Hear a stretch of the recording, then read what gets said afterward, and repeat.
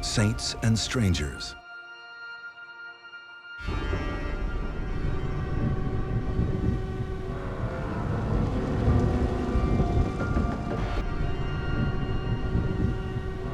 I think the South African crews are almost without parallel, in my opinion, worldwide. Everything that I've done in South Africa has been a considerable challenge, and generally I've come away feeling I could never have done that. I work fairly closely with Film Africa when we use them as the service company, and they have made that process very simple, very easy for us on numerous occasions. People hit the ground running.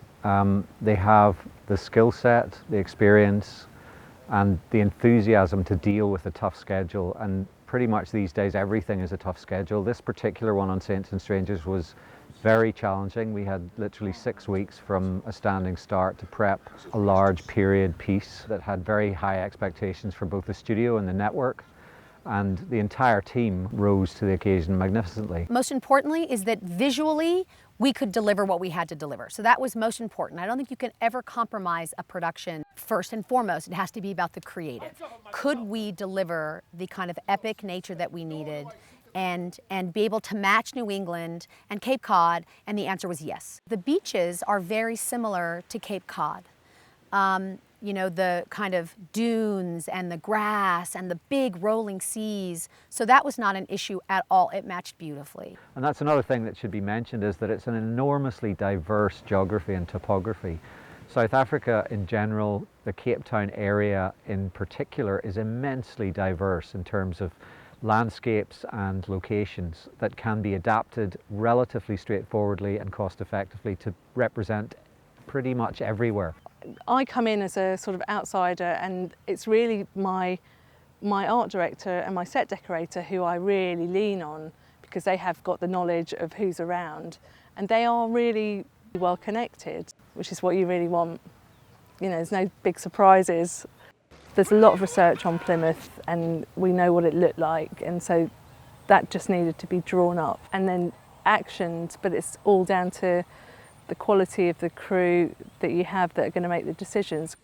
We had 3 construction teams to start with because we had such a lot to do in such a short amount of time. All along, I found my art department excellent, my props department excellent, my set deck department are really brilliant, and generally the crew are so experienced that nothing really is an issue, and they handle things in a very sort of positive way, which is what you need.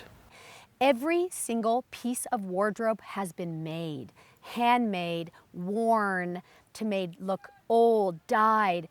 That attention to detail was paramount in what we needed. And it was also very cost effective. You know, we could afford to do the construction here. Just when we looked at both the creative side and the financial side, it just really made it an easy decision. You have a team of people who may on occasion say to me, Peter, we cannot do that. However, what they also say is, here's 6 things we can do equally well that will produce the same result. We have not imported any talent from America, from Europe at all. It's exclusively been a South African crew. The bottom line is there's a huge positivity of spirit in South Africa generally, and in the production department in particular, where they have a very can-do attitude, the ability to make a tight budget work. They're clever, resourceful, intelligent, positive people who are a pleasure to have around, who really understand the meaning of hard work and who make my job as a producer very simple. If I have the opportunity working anywhere in the world to have a South African contingent on my shoots, I will always take it. And I know this sounds like a commercial, but guys, it's true. We have been counted. We have been measured. Lord knows what follows next.